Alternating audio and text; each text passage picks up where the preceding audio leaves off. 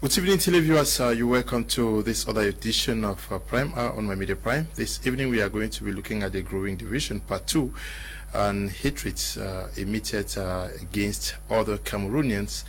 We're looking at the contribution of politicians. They have been accused of using the common man to fight against themselves for their benefits. So we are going to be looking at that, and also we are going to be looking at the banning of the planned July 25th Yaoundé meeting by the Cameroon Renaissance movement, the MRC. They had called for a protest march that was supposed to take place in Yaoundé this Sunday, but the divisional officer for Yaoundé 1 has said no to that, raising some issues of public order and possibly the propagation of COVID-19. So for those two reasons, he felt that he was not going to authorize that protest.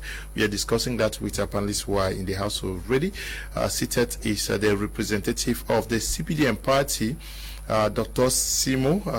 Bonsoir et bienvenue. Bonsoir Mr. Koum, bonsoir aux copanélistes, bonsoir à vous milliers de téléspectateurs. C'est un plaisir d'être là et surtout, n'est-ce pas, de contribuer aux différentes thématiques que vous avez choisies. We also are in the company of Dr. Anglophone.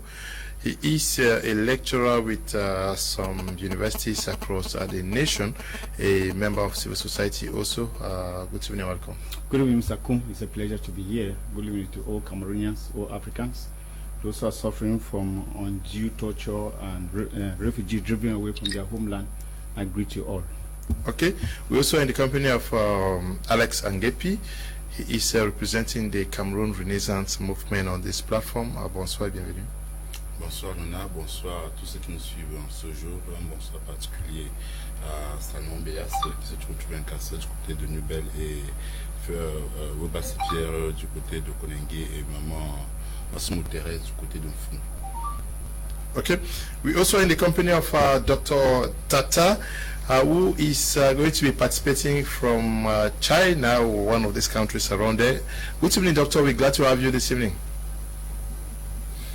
Thank you very much, Bralio. It's always a pleasure. It's an honor, actually, I must say, to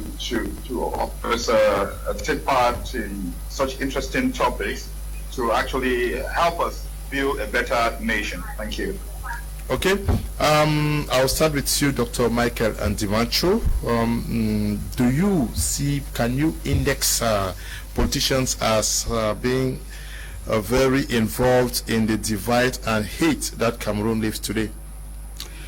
Well, they are a part of what is happening, and I will not only look at politicians, I will look more at you, the media practitioners. No, there's a day we are going to look at. Yes, exactly. The other day we look at another aspect with divide, but today I want us to look at the politicians. Okay. Well, because you know, I wanted to just make a mention of because the politicians and journalists, their role is almost interwoven, because politicians, most of those things they do on the media.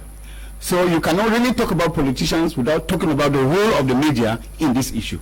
So we cannot separate them. But then, if you actually want us to talk exclusively about politicians, I think actually hate speech is a kind of an usage of offensive and inflammatory words. And you know, when you use certain words that dehumanize, that demonize, that incite violence, you are in one way slaughtering the reputation of somebody. So I think that in Cameroon, that has been noticed very, very much, especially recently leading to the 2018 elections. We lived a very, very horrible moment in Cameroon with politicians. And we saw in Cameroon how the country is divided into two, between what some people will call the Bamlekes and others will call, those from the region of the head of state. Because then the name Bamleke at one moment, as from 2008, became so derogatory. It is supposed to be something, pride for somebody to say it's a Bamileke. But so the way some people use that word during coming up to the elections in 2018, it made us understand that sometimes you may want to disown your own place because some people have had a different image about what your own tribe. Now we look at in 2008. I listened to a politician, Daniel Clot, who referred to Kamtu as a frog from Baham. You know, that kind of a statement that you use on somebody, on a human being, alleging that a human being has become a frog, is actually something terrible that slaughters the person's reputation. We have heard so many times politicians, example, how still during the period of elections, people, instead of winning candidate or winning vote, they are like want to set a score, where somebody referred to Maurice Kamto again as I mean a lesbian, I don't know, a homosexual. I mean, these are some of those things that we have to condemn, and condemn them vehemently, because those are the things that actually cause war in the country. I listened also to a person like Momo Yaoundé when he was making allegiance or reference to a particular tribe, and referred that tribe to the Jewish, and he talked about the Jewish being arrogant, and I mean he referred to them in a very, very derogatory way. So you realize that this ignited a lot of discussion, a lot of tension in the country, because it became now a diplomatic issue. So politicians, it appears as if many people are amateurs. They have not done politics. They have not learned how to play politics. But then you realize that they usually say, when you cannot dance, you complain on the floor. The issue is that they do not know how to play the politics, because they have not learned how to play the politics. It is politics that have come out from their homes, or maybe some men, they are following up some kind of goods from people. They are being lured into politics, and they just feel that they can play politics. They do not have the charisma, they do not have the words, they do not have the style of politics, because there is beauty in politics. If you do not understand that there is beauty in politics, you always tend to insult people rather than I mean, in politics you are supposed to convince. People follow you because of your conviction, or your ability to convince. I remember in some places you don't even need to see somebody. Some people have voted people because of what they have just learned and heard about the person, and they vote for the person. Yes. But some people, because they cannot actually translate or transmit actually the good tidings of politics, and I mean be able to address people humanly, they tend to dehumanize, they tend to demonize them, and this incites what? This incites what we call the hate speech and conflict in the country. Okay, and division. Yes. Dr. Simon, est-ce que vous reconnaissez quand même qu'il y a des politiques qui sont aussi, c'est pas, ils sont en train de pousser la division, oui, et oui, and hatred amongst Cameroonians. C'est une évidence. Je crois qu'il a parfaitement planté le décor, ça il faut le dire. Mais pour mieux comprendre ces situations, il faudrait déjà qu'on parte sur le rôle des partis politiques. Et on se pose la question, quel est le rôle? Quels sont les rôles? Parce qu'il n'y a pas qu'un seul rôle. Bien que le rôle fondamental soit celui de conquérir ou de conserver le pouvoir, il faut le savoir. Mais derrière ce rôle fondamental, qui est celui de conquérir et de concevoir et de conserver, pardon, le pouvoir, il y a un autre rôle qui est celui de former. Parce que le rôle majeur et aussi important d'un parti politique, c'est la formation de la masse.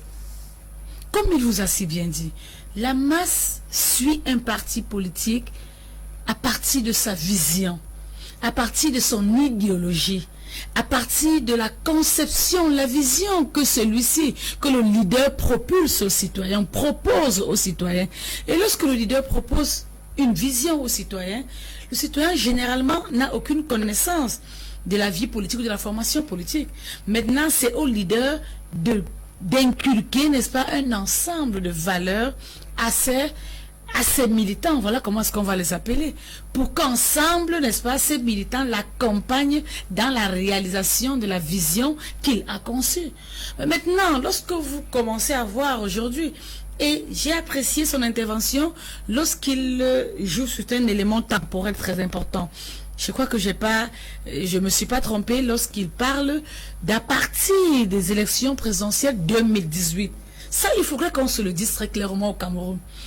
Le tribalisme, le népotisme, le favoritisme sont de manière générale des fléaux sociaux qui ont toujours existé dans toutes les sociétés. Mais il faut observer, il faut être objectif et honnête de savoir que ce tribalisme a pris de l'ampleur au Cameroun à partir de 2018. Et se poser les bonnes questions, s'arrêter et se dire, mais qu'est-ce qui s'est passé? Certes, le tribalisme a toujours existé partout. Lorsque je parle de fléau social, ça voudrait dire que c'est un mal naissant, c'est-à-dire qui a évolué avec la société. C'est pas seulement au Cameroun, c'est dans le monde entier. Mais c'est à partir de 2018 qu'on observe, d'ailleurs, il a peut-être oublié le concept de sardinard et tontinard. Des concepts déjà qui prêtent à division, des concepts qui prêtent à une classification des individus. Et voilà des éléments dangereux sur lesquels des individus, des personnes intelligentes et douées de sens surfent pour déstabiliser le Cameroun. Maintenant, on prend des militants, on s'associe des militants, on s'abroge des militants à qui on n'a donné aucune formation politique, aucun respect des institutions, aucun respect des valeurs humaines. Moi, on est habitué, et ça vous n'allez pas nous démentir, de voir des militants de certains partis politiques vous insulter à manque de vision, sans s'en gêner. Pourtant, ne serait-ce que la valeur humaine, la personne qui est devant toi, que vous ne connaissez pas, que vous ne savez d'Adam ni d'Ève, le minimum que vous devrez lui donner, c'est le respect. Mais on a comme impression qu'il y a des partis politiques conçus, c'est-à-dire lorsqu'ils vont sur des plateaux, c'est à dessein, ce n'est que pour insulter. Pourquoi? Parce qu'ils n'ont pas d'arguments. Parce que la politique se construit autour des discussions.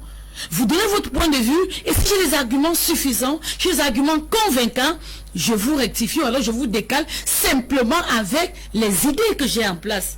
Mais qu'est-ce qu'on a aujourd'hui? On vous parlera de doctorat, de sardinat, doctorat ramassé, on vous parlera... Mais qu'est-ce qu'on n'a pas encore entendu jusqu'à aujourd'hui? Okay. On ne peut pas vous le citer, et c'est dommage. Dr. Tata, you are certainly following up our discussions out here in the studio. Dr. Simo is raising the issue of the education of militants. That is the education to be civil, to be fair play, to be democratic, to love, which is largely lacking with you. Also say that it is the failure of political parties to give a clear vision of love and tolerance to their militants that we are witnessing and living what we live today, where division, hatred is just everywhere. Yes, thank you, Brother Leo. Thank you very much for once again giving me the opportunity to say something. With respect to what you have just raised there, it is very true that most political parties would appear to give a different impression about what politics is all about. Now, there are two things. You see, in Cameroon, let's be specific to our country. In Cameroon, it would appear most politicians argue for the sake of winning arguments, but not for the sake of forging out solutions to solve the problems that actually face the people. We have lost our direction of political objectivity. We just argue for the sake of it. We bring arguments and counter arguments, and at the end of the day, or by the end of the day, the problem we were discussing about remains. And that is the reason why we take several years, donkey years, and the same problems we talk over and over, and we never get to have solutions. Why? Because we have transferred our politics from being practical, from being our ability to mold solutions together to solve those common problems, to discussions, to mere conversations. So that is one thing that I have actually come to notice. And this issue of poor speech in politics, you see, politics is a science. Politics is supposed to be productive. It is supposed to be predictable. Our political actions must be able to establish trends that we can say in the next 2 years, 3 years, 4 years, these are the things that would happen. It's rather unfortunate that that is not the case back home, because you realize that politicians would get into certain topics and have certain discussions, and you expect that they would be able to put forth certain actions that would yield certain results after some time. Let me give you a typical example. Let me not talk into space. You would realize that before we got ourselves into the war where we find ourselves, a couple of Doctor, can you centralize your plans? Yes. Yes. That's great. Yeah, we are good. So I was saying that before we got ourselves into the context of the crisis where we find ourselves, you would recall that we had certain political actors. For example, Joseph Weber, the Honorable Joseph Weber, had made certain statements in the House of Parliament where our top politicians actually sit and have conversations. Before I go ahead, let me congratulate Dr. Simo, because you see, I like it when we sit down and have conversation, talk about those things to build Cameroon. There are certain persons that find it so difficult to have a sit and have a conversation. We must not have the same opinion. We can always have different opinions, but out of our differences, we say Cameroon is Africa in miniature. Out of our differences, we can always mold the ideal solution that will be the best for Cameroon. So I'm really congratulating her, because I think that this is my second time meeting her in the studio, and I always appreciate the contribution she brings in, and she's very constructive, building from the ideas of others. We don't have to always be having separate or diverse ideas simply because we come from different political backgrounds. There is always a way that we can mold solutions with our diversity of ideas and go forth. And we don't have to insult. The politics of insult stems from the fact, as she rightly said, stems from the fact that most of the militants of the party, it will be difficult to actually conclude that that may be coming from the leadership. But the leadership should take responsibility. Sometimes the militants are just extremists, you know, the notion of politics. Because if you listen to certain militants who even declare that they can die for their leaders, those are extreme situations. Because when militants of a political party, which is just supposed to be an initiative, a political opinion to solve the problems of the nation, when militants start declaring that they can for their leader, I think they got the whole concept of why that political party is existing already very wrong. So I think that going forward, we probably need to continue to encourage ourselves to have similar conversations or such conversations, so that we begin to train ourselves to talk together, despite the fact that we may not be agreeing all the time, but most of the time that we agree, we can mold out solutions. Ok. Alex Ngepi, vous reconnaissez dans la division et la haine qui se vit au Cameroun aujourd'hui, où presque tout le monde insulte l'autre, tout le monde n'aime pas l'autre, juste parce qu'il appartient à peut-être un parti politique ou à un clan. Oui, il faut dire que c'est déplorable malheureusement ce qui se passe au Cameroun, où l'insulte est devenue la chose la mieux partagée, que ce soit du côté de l'opposition ou du côté du pouvoir. Il faudrait dénoncer cela, que nous ferons mieux d'éduquer les masses, de mieux éduquer Kmer. Il faut aussi reconnaître que pourquoi en arrive-t-on à ça, à l'insulte? Parce que vous savez, l'institution première d'un État, c'est le peuple. Le peuple est l'institution de base de tout État. Quand on parle de respect des institutions, c'est d'abord le respect du peuple. C'est-à-dire l'État est fait par les populations, et ceux qui ont la charge de gouverner, de diriger l'État, doivent respecter les populations. Donc quand on dit qu'il faut respecter l'institution, je ne sais pas de quelle institution on parle. Parce que l'institution qui fonde toutes les institutions, qui enfante les autres institutions, c'est le peuple camerounais, qui engendre toutes les institutions. Et aucune institution n'est au-dessus de l'institution populaire, qui est le peuple camerounais. Donc la première institution à être respectée, c'est l'institution populaire. Maintenant, ce discours haineux qu'on rencontre de part et d'autre sont dus à quoi? Sont dus au fait que les populations sont exaspérées, les partis politiques n'arrivent pas à s'exprimer librement parce qu'il y a ce qu'on appelle généralement un dogme de concentration du pouvoir, c'est-à-dire ceux qui ont le pouvoir ont fermé tous les canaux de communication, ils ont bloqué tout moyen qui permet aux partis d'éduquer les masses, qui permet aux partis de s'exprimer, et ils ont eux-mêmes instauré un climat de violence, et maintenant ils ont eu aussi du répondant en face du même climat, ils n'ont pas supporté, parce que je suis en dit que ça a commencé dans 2018, je dis c'est faux. Quand il y avait des ministres qui en 2016 vous ont dit que telle tribune sera même président de la République, on appelle cela quoi? C'est arrivé dans ce pays, et ces ministres sont restés en fonction. Ces ministres ont été plébiscités. En 2016, tout début de la crise anglophone, des gens ont eu des propos c'est-à-dire qu'on ne peut pas supporter. Ou des gens ont dit, quand ils auront faim, quand les magistrats auront faim, quand les avocats auront faim, ils vont revenir sur la table, ils reviennent encore dans les tribunaux. Voilà des propos de division, de haine que les gens ont tenus en 2016. Et ils sont toujours en fonction. Et ça, on semble faire fi de cela. Et on ramène tout à 2018. Parce que si on tient compte des discours haineux, mais il faut qu'on identifie ceux qui ont commencé ces discours haineux. Je tiens à rappeler qu'en 2016 déjà, pour faire une référence à la crise anglophone, c'est bien leur gouvernant, ou des gens qui ont refusé la crise anglophone, ont commencé à être au pouvoir à tenir des discours haineux. C'est-à-dire qu'au moins 10 ministres de la République l'ont fait.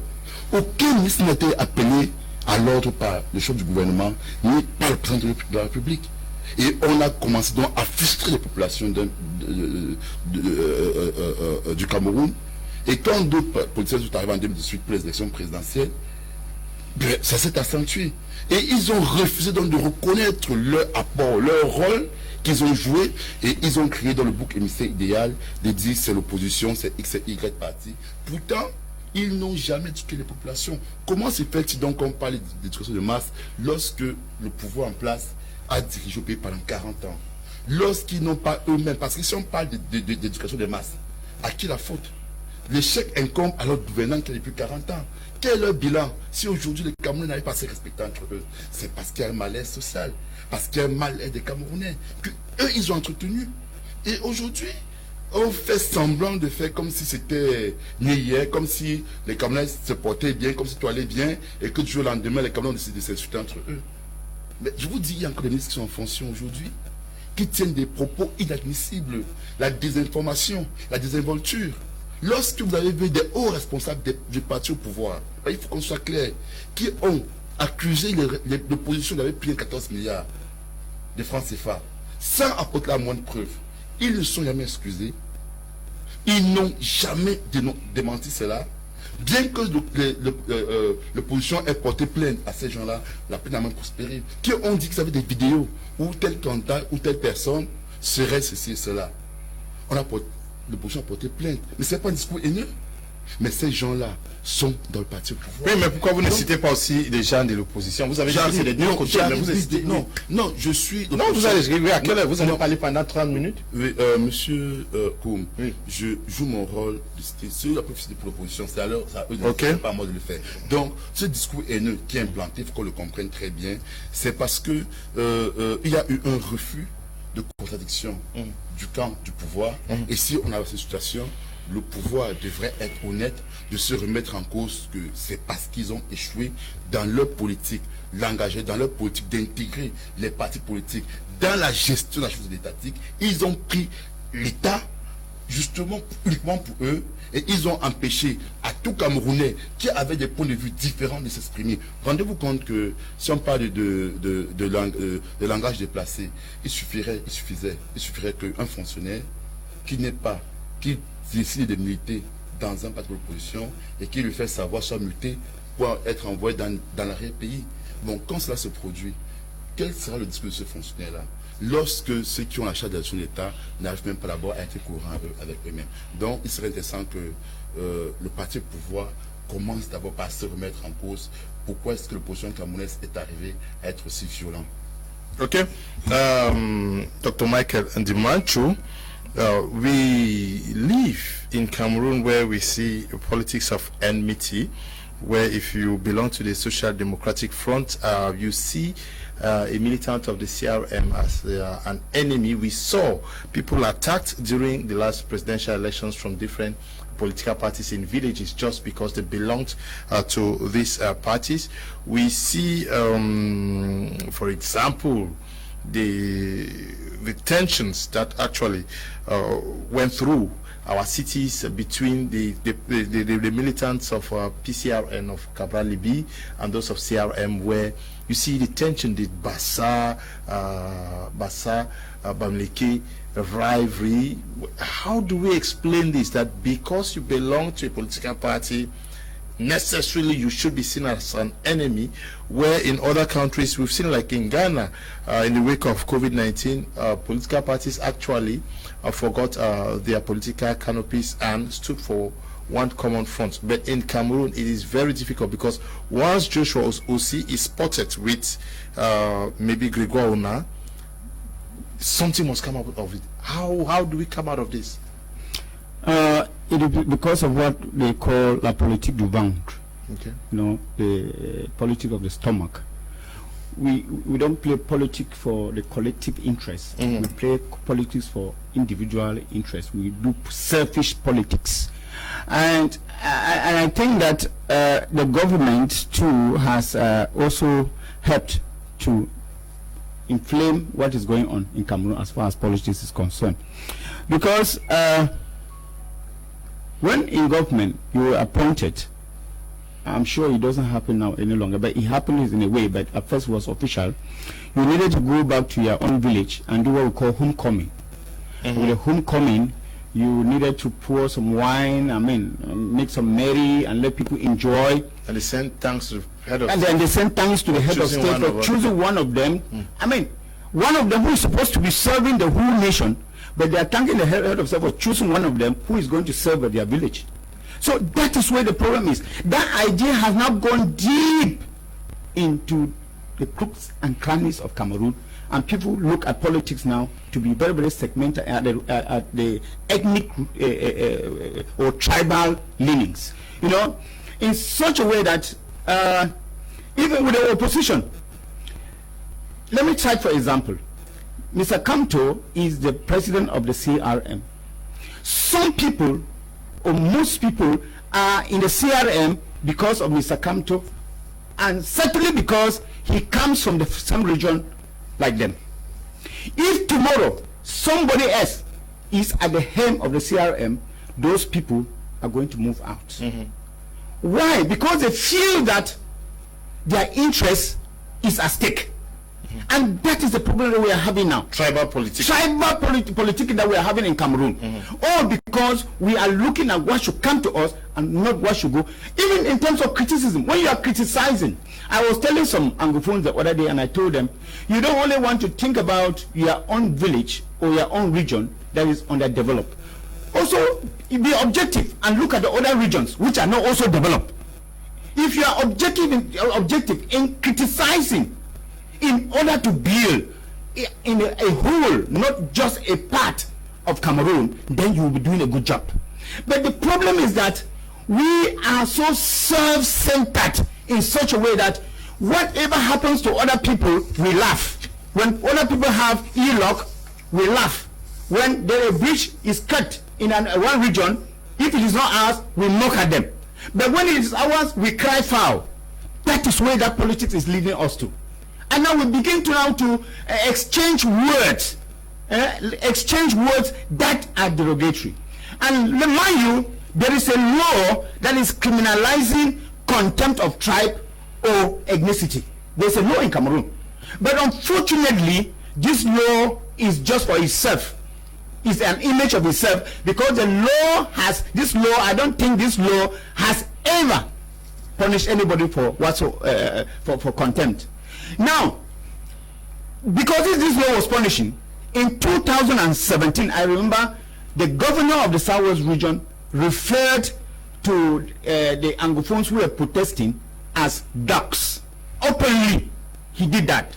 And I said, actually there's a law on this. He should be called to order. When you are at a position of authority, you are to show the example to other people to follow. When you turn to be like a militant, of a party, because some of these militant or these political parties, especially the opposition, they are too passionate about what they are doing, and sometimes they use their hearts and they don't use their hate in acting. Because like tomorrow they'll say, come on the street. People don't ask themselves why they are coming out. I want to give you an example. During the 1990s, there was an uprising of students in France, and students were everywhere talking about joblessness and all this. And now there's a journalist who came to the street and wanted to interview these students and asked. He spotted one student and asked, now you are actually there's an uprising and you people are striking. What are you striking about? He said, we don't have jobs. Now the journalist asked, young man, what level of education do you have? The man just said, and went away. Now you realize a student who is striking, but even tomorrow they say they are offering jobs to competent people, he will not be among. That is where the problem is. Let us not go actually chasing the shadow.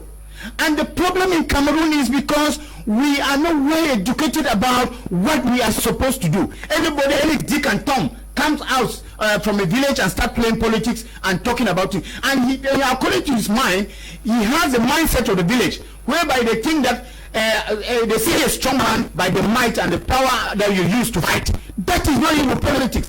Politics is about ideology. What do you have to offer? And politics has time frames. And in 2 years' time, if I'm elected, this is what I am going to do. And then the electorate, they take it to task. But in Cameroon, you come and say, in 2 years' time, this is what I'm going to do. And all that you are doing, and we have known that this is what usually happens, all that you are doing is just playing to the gallery. The politics in Cameroon, people use more of what the philosophers they call ad baculum or ad hominem approach. Ad hominem means that you leave ideas and you are attacking the person who is saying something. You don't attack his ideas, but you are attacking the person. You look at somebody and say this is a sardinard. You look at somebody and say this is a tontinard. This is not how politics is supposed to be played.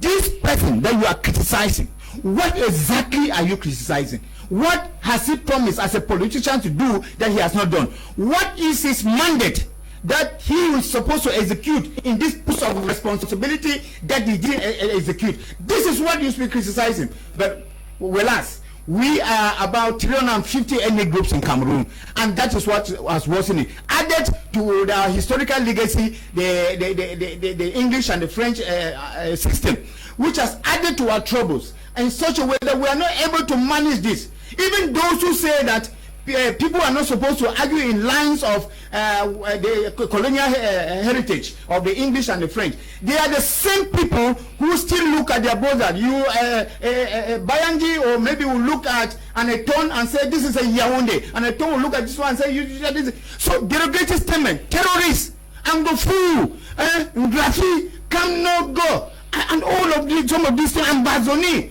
2 cubes of sugar. Where are all these things coming from? They are coming from the mouth of the politicians. And I ask myself, when they use these words, are they building or they are destroying? Because you are in a position to calm down issues. And rather than calming down issues, because you are incompetent, you resort to insults. And that is where the problem is in Cameroon, Mr. Kum. That is where the problem is in Cameroon. If you are watching us, you know, and you have mattresses to rent out, or you know somebody who has them to rent, I'm talking about mattresses, please do call me after the program. There is somebody who is in need of above 500 mattresses to rent somewhere. If you have them or you know somebody with mattress to rent, just call me after the program. I'll connect you to the person. Dr. Simo, he has not answered very well what my question was. My question is, why do we see people who belong to other political parties as enemies, and by so doing our followers, you see, people of Cabral Libi's party, actually, when you look at what is happening in social media, they see the guys of MRC as their enemies. The guys of MRC, they see the guys of Cabral Libi as enemies. And the groups, other groups, they see people of the CPDM as enemies. Yet we are all brothers. And we talk about disunity in the country, we talk about divide, we talk about hate, when we are the core players of this division and hate. Non, il est important de faire une lecture très avertie des différentes situations, c'est important. Vous entendre dire que un militant, par exemple, du PCRN, voire un militant du RDPC ou de notre parti comme ennemi, je ne suis pas très d'accord là-dessus. Mais je vais être très clair, dans les propos que je veux avancer. Vous avez vu tout à l'heure, le confrère a eu de la peine à vous expliquer quels sont les partis politiques ou alors quels sont les éléments de haine, parce qu'il entrait dans les gestions gouvernementales et puis managériales. Pourtant, c'est pas de ça qu'il est question aujourd'hui. Vous allez vous rendre compte que hier, le RDPC, il a toujours existé. Et hier, on avait un parti d'opposition qui existe toujours. Par exemple, le SDF. Mais vous ne verriez jamais un militant du SDF abhorrer, n'est-ce pas, le costume d'injure sur un plateau, mais il vous donnera ses idées et ses hypothèses. Je vous dis, cette technique ou alors cette nouvelle, moi j'appelle ça nouvelle forme de communication, a vu le jour avec la naissance du MRC. Vous voyez un parti politique où le leader a une manière, une vision de vie qui ne cache plus à personne. Il favorise son parti à une insurrection totale, il favorise son parti, il encourage ses militants à une désobéissance des institutions, il encourage ce militant à un non-respect des règles et qui est fréquent tous les jours. Je ne vais pas vous rappeler la marche du 22 septembre, où en est-on aujourd'hui, qui maintenant amène les militants qui sont entre guillemets encore en vie, à chaque fois vous dit, je passe mon bonjour à Salomon Beyas ou à X ou à Y, poser la question, qu'est-ce qu'ils font là-bas? C'est simplement parce que c'est des personnes qui ont voulu défier l'autorité. Je ne vais pas vous rappeler la marche du 3 juillet, ce qui s'est passé. Encore moins celle du 7 juillet, ce qui s'est passé. Et malheureusement, c'est l'intention qu'ils ont voulu décliner le 25 juin. Donc on a un parti politique qui se construit autour de la violence, qui se construit autour de l'insurrection, qui se construit autour du non-respect des institutions. Allez seulement voir la manière avec laquelle, ils interpellent le chef de l'État. Ils le font avec une désinvolture. Et moi, vous vous dites, mais attendez, même si vous ne l'aimez pas, quand même respectez, c'est le chef de l'État. Et appelez-le avec tout le respect et toute la posture que cela demande. C'est le minimum. Moi, j'ai dit aux gens, je n'ai rien contre Maurice Kanto, mais j'ai du plaisir à l'appeler professeur, parce que je suis universitaire. Je sais ce que c'est qu'un professeur. Mais lorsque vous voyez un militant du MRC, vous appelez le chef de l'État, vous avez l'impression que il parle comme ça d'un vendeur d'arachide au quartier. Et ça montre à suffisance la mentalité, la culture que développe ce parti politique.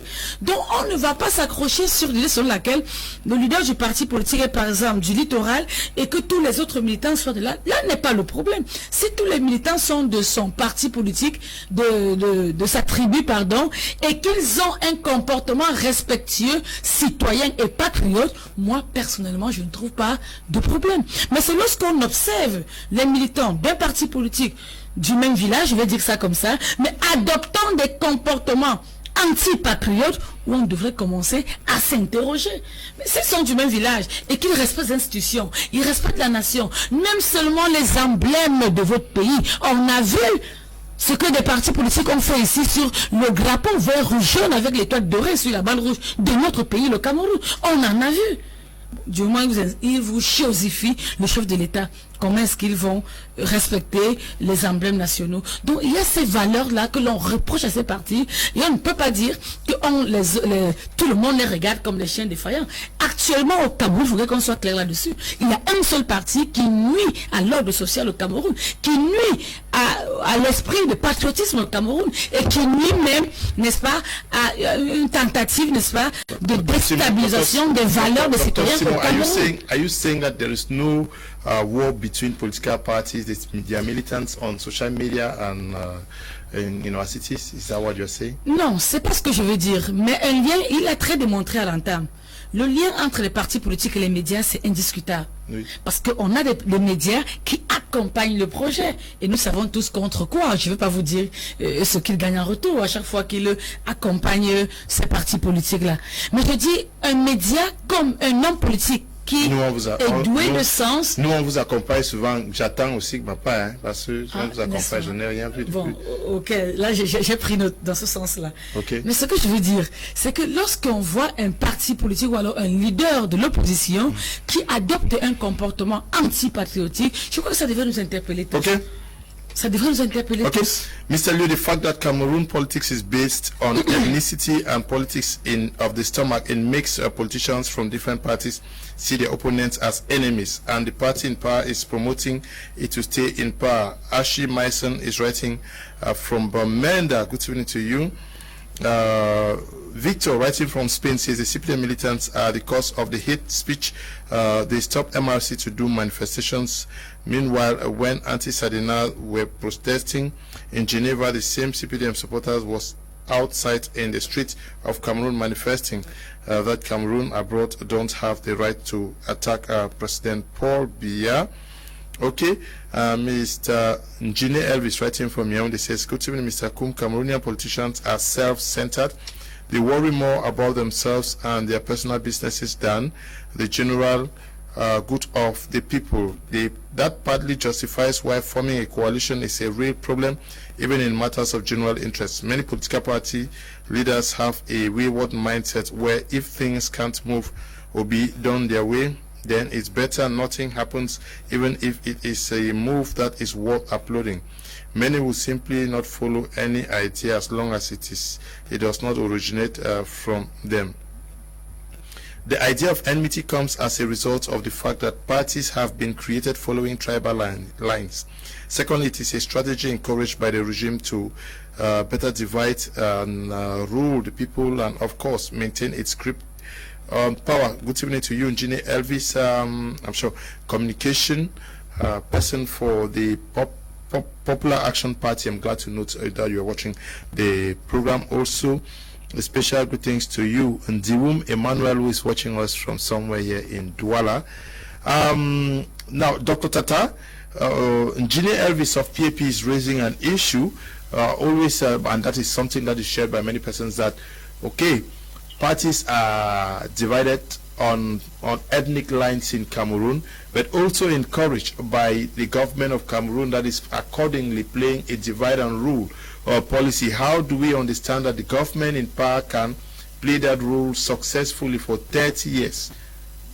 Should we not look at our failures in uniting ourselves? Because Gini is saying that it's been very difficult even for the parties themselves to come together and form a coalition for a common good. Well, it all depends from which direction you are looking at it. Probably when somebody else says that the government is dividing to rule, the government will say that they are dividing to lead better.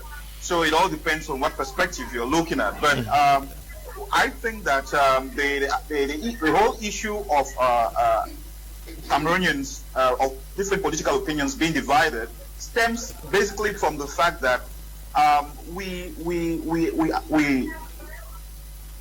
kind of personalize our political opinions onto individuals, you know, even our administration.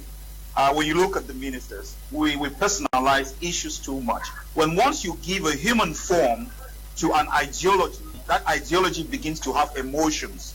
And that is why it has molded out extremism. Our politicians, even the militants are getting extreme in whatever they are doing.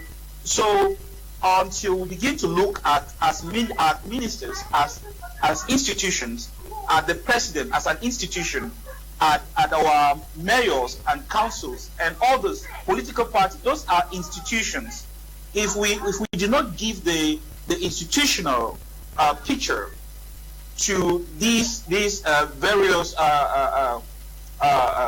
parameters, then you realize that we give them this human face, and the human face will always be changing with those emotions. Cameroonians have always had this tendency of wanting to work together, to do things together. But because it has been made very difficult, look at the number of political parties we have in Cameroon. You would ask yourself, why is the need? Well, of course, when there was a saying that when multipartism came to Cameroon, everybody wanted to have a political party. But you would ask yourself, what is the vision? Is it just that people wanted to create political parties for the sake of the political parties, or people actually had vision, had problems? Because you see, every idea every opinion, every political ideology is meant to address a particular challenge. If you look at the parties of the old, the UPCs and the SDF, they all have an ideology, and that ideology is in a particular direction to address the challenge of governance from their own perspective, in their own way. But when you look at most of these other parties that have come up, and you look at their ideology, you discover that you can sum all of them probably in one. So why are there so many? Like somebody indicated, it's motivated sometimes by individualism, by greed, by ego. When people argue, people get so emotional. Cameroonians, because of extremism, and which is because they personalize general issues, they get angry unnecessarily when they are discussing political things. They get emotional, and then they begin to insult each other. You see, we are going to have sustainable peace in Cameroon when Cameroonians begin to have the conversation. We are going to be able to establish sustainable dialogue and go out of some of these crises we face, the multiple crises we face, when we begin to talk to each other without being emotional about it, without being angry, without insulting each other. That is when we're going to start. Look, the dialogue does not necessarily need to start from the top. First of all, those of us who are having political discourse on a daily basis, if we cannot be able to desist from insulting each other, if we cannot be able to stop getting emotional, if we can be able to look at somebody's opinion as an opinion and not take the opinion and implant it into the person. Hey, because guess what? You want to raise an opinion and say, look, but they are killing people in the Northwest and Southwest. People are dying. All of a sudden, somebody is just going to come from nowhere and start saying that, oh, you are supporting secessionists, or you are doing this, or you are doing that. That type of way of reasoning is pathetic, and those are the things we should avoid. Simply because somebody wants to call your attention, for you to look at a judgment from his own perspective. We don't have to start stigmatizing that person, and that is how we kill other people's opinion, and that is how we radicalize people. If somebody wants to start saying, oh, look at our military people, our military officers, they are dying. You see, somebody gets from somewhere and just say, oh, you are supporting the government, or you are supporting this. You see, that kind of mindset is what is leading us to this multiple crisis, emotional crisis, because we're actually suffering from emotional crisis, which has been amplified by ego. People's individual ego is costing other people's lives. I believe that the way forward is for us to begin to talk as we're doing, talk to each other without necessarily getting emotional, encourage each other, exercise some degree of patience, restraint. It is only when we do that. In fact, somebody stated the example of Ghana. I have lived in Ghana for quite a while, and look, the politics in Ghana is more tensed than what we have in Cameroon. But the good thing about Ghanaians is that when they talk, they understand that politics is what politics is. They do not go into some of these extreme situations where you would find them, wanting to kill each other. It wasn't long when the elections went to the opposition. What happened? The two presidents sat together, and the other one was able to talk to they were able to talk to each other and say, no, instead of the blood of Ghanaians to be spilled on the streets of Ghana, they would prefer to let the other person take the leadership, and they can all work in a way. That is gold. Those are some of the leadership qualities that we're hungry for, that we should have in Cameroon. And it's not impossible. We can have it in Cameroon. All we need to do is to begin from where we are. Let us not wait for another person to start it. Let us take that responsibility, each and every one of us, in our speech. You would see there are ministers, like a couple of the other panelists have indicated. There are ministers in Cameroon who have made utterances, who have made this unthinkable statements. But guess what? The issue of non-accountability in Cameroon. We don't account. You see, when people hear of accountability, they only think about money. Even in our attitude, in our behavior, in our social life, we are supposed to be accountable to each other. If we cannot respect each other verbally, in the way we speak, in the way we address each other, as Dr. Simo was indicating. We don't expect that when we are given financial responsibility, we will respect the finances that is put under our responsibility or our control. So it all begins from the small things, just by talking to each other. The way we behave can predict or can tell us how we are going to behave when we have larger responsibility. Thank you very much. Okay. Hello, Mr. Leo. Good evening to you all in the studio. With regards to this issue of hate speech within our politicians today, it's a result of CRM politicians are the people bringing about all this, since the other opposition political parties do not bind their ideas regarding state issues, and because this they tend now to be attacking others. For example, their problem is not again the CPDM but PCRN. Edwin is writing from Obili in Yaoundé. Good evening to you, Edwin. Good evening, Mr. Leo. Mr. Paul from Douala, I really love your programs. Stop the calls, please. Your program of today. Thank you very much, Mr. Paul. Mr. Leo, good evening. Please adjust your voice sound is faster than the image action. Thanks. Okay. There should be a problem of synchronization there. Hi, Mr. Leo and your crew, particular to Dr. Shanghai. Hate speech is bad as the COVID-19 virus. Let we all try to eliminate some words from our mouth, and we will eliminate hate speech as well. Government too should play a primordial role in curbing hate. Samba is writing from Tombel. Good evening to you, Samba. Alex Ngepi. Oui. Est-ce que ce n'est pas aussi le fait que les partis politiques sont en train d'être érigés par rapport à l'ethnicité? Il est clair qu'il y a certains partis politiques qui n'opèrent que dans le nord. Il y a certains qui ne opèrent véritablement que dans le nord. Des Camerounais se voient plus comme un parti politique plus comme un parti de leurs frères.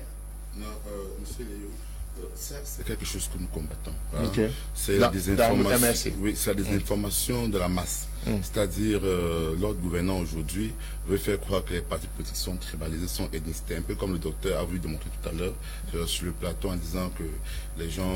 Mais il y a certains partis qui sont comme ça. Non, ça n'existe pas. Okay. La preuve, c'est que Mme Simo qui est là est dans la même région que le du MRC, mais il n'y a pas du MRC. Aussi simple que cela. Donc, c'est vrai que le régime, avec une des informations des masses, veut faire croire aux Camerounais, veut cantonner les partis politiques dans des régions afin de permettre que le RDPC continue à gouverner. C'est la raison pour laquelle vous voyez, et bien sûr dans ce sens-là. Je tiens à rappeler aux gens que le RDPC, par exemple, a toujours remporté les élections dans la région de l'Ouest. Donc, M. Kamto, même à Baham, M. Kamto, le RDPC a gagné l'élection. Pourtant, à Saint-Minima, M. Kamto n'a pas pu avoir 5% des voix.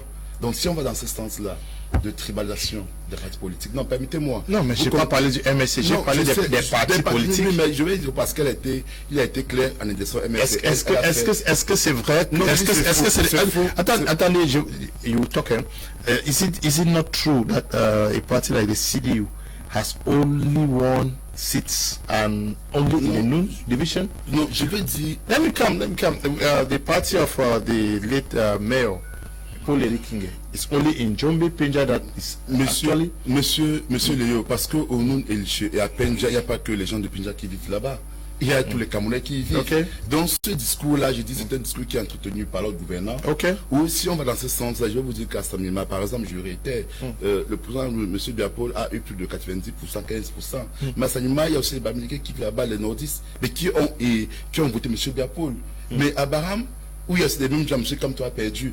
Donc, c'est là entre la même masse médiatique, c'est-à-dire le parti au pouvoir, et c'est ça qui pose problème. Okay. Veut faire croire aux Camerounais que les autres partis politiques, hors le RDPC, sont cantonnés. Madame Simon est de l'ouest du Cameroun, mais elle a même voté Kamto.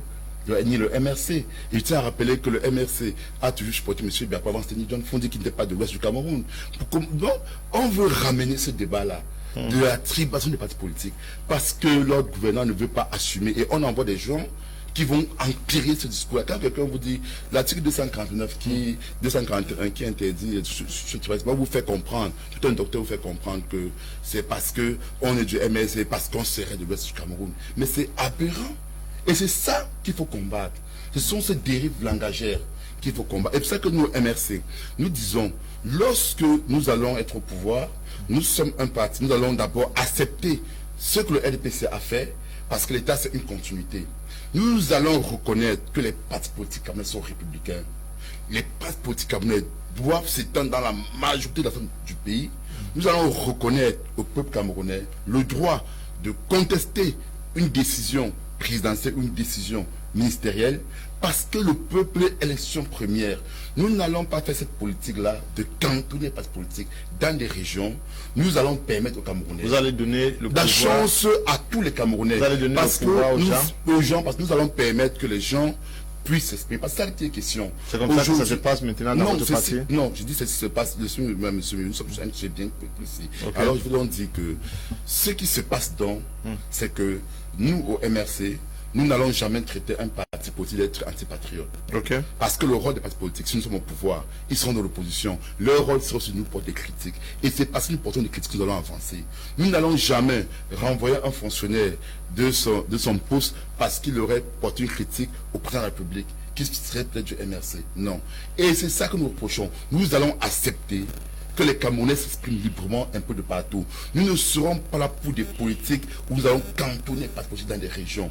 Parce que nous reconnaissons que ce pays-ci doit se construire avec tous les Camerounais. Le chef de l'État futur, que vous espérez du MRC, devrait faire avec tous les Camerounais. Et nous ne l'allons pas toujours passer le temps à dire aux gens que le non-respect des lois. Lorsque nous respectons le non, nous allons prôner un État fort, un État qui respecte et qui protège les Camerounais. Un État qui respecte ses propres lois. Et dans les lois que l'État devrait respecter, c'est d'abord de respecter le peuple camerounais, d'abord de respecter les citoyens. Et si jamais le président de la République du Cameroun, qui serait issu du MRC, est en infraction qui a vu la loi, nous permettrons que les institutions puissent lui demander de rendre compte. Et c'est parce qu'effectivement, le pouvoir d'en face refuse de rendre compte. Si jamais un ministre du MRC, ce sont aux affaires, se met à tenir des propos tribaux, des écarts langagères, alors nous allons sévir. Parce qu'il faudrait qu'on le dise. Tout ce qui se passe aujourd'hui incombe au RDPC. Le RDPC a la gestion de la chose étatique. Et ils doivent reconnaître que lorsqu'un ministre a dit qu'un Bamileke ne serait jamais pris en public, ça a été un écart langagère. Et ce ministre aurait dû être sanctionné. Malheureusement, le RDPC a laissé faire. Nous, au MRC, nous ne laisserons jamais cela se produire. Nous voulons construire Cameroun avec tous les Camerounais. Et le même RDPC. Nous allons reconnaître le droit du RDPC à manifester lorsque nous manifestons. Parce que nous allons faire, parce que pour parler du 22 septembre, que sur le MRC, si l'administration interdit la marche du 22 septembre et que le RDPC manifeste, et que les gens du MRC aussi vont manifester sur nos affaires, nous n'allons pas que arrêter les gens du RDPC et mettre en prison. Non. Nous allons aussi arrêter du RDPC. Pour dire quoi? Le 22 septembre, par exemple, lorsque l'élection était nationale, le RDPC a commis cette grosse erreur. Les gens ont manifesté à Douala, à Yaoundé, on les a mis en prison, mais à Bolova, les gens ont manifesté, on peut être mis en prison. Nous allons combattre cette politique discriminatoire, cette politique 2 poids 2 mesures. Et c'est par ça que nous allons construire, Madame Simon, un pays fort. C'est par ça que nous allons construire un tas de droits. Vous avez dit que vous allez faire les partis politiques républicains, et ça, mais aussi les partis politiques, c'est des moyens, non?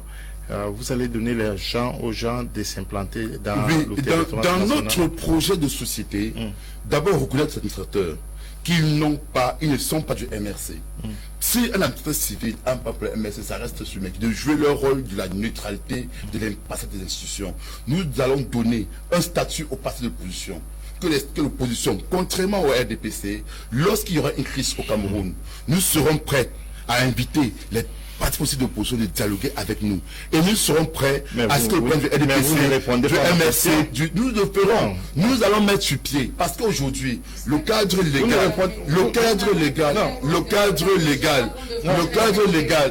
légal, j'ai demandé, vous avez dit que vous allez faire les partis politiques républicains d'ici. Non, pas faire. Nous allons reconnaître le caractère républicain. Mais vous allez faire des gens qui s'implantent dans... Nous n'allons pas empêcher. C'est ça que les questions. Parce que vous allez leur donner les moyens de s'implanter. Bien sûr, nous allons mettre sur pied des lois qui permettraient que les partis politiques puissent s'épanouir. Tout le monde va créer une partie. La question n'est pas la question n'est pas de créer un parti politique. Oui. La question serait de respecter les lois qui existent, de permettre qu'un parti politique puisse mouvoir par d'accord, Alex. Mr. Liu said hate speech have really killed Cameroon and Cameroonians as a whole, such that if it have even brought about a division amongst us. There was a time I was looking for a job. When I entered one office and speak English, my application was rejected. Yeah, too bad. That is what we don't want. Greetings, sir. And to the panelists, hate and division is greatly caused by politicians because they can't talk as one man. They all have different ideologies and every one of them believes that his or her is the best. Mr. Liu, I'm tired of the numerous political parties in Cameroon with no headway.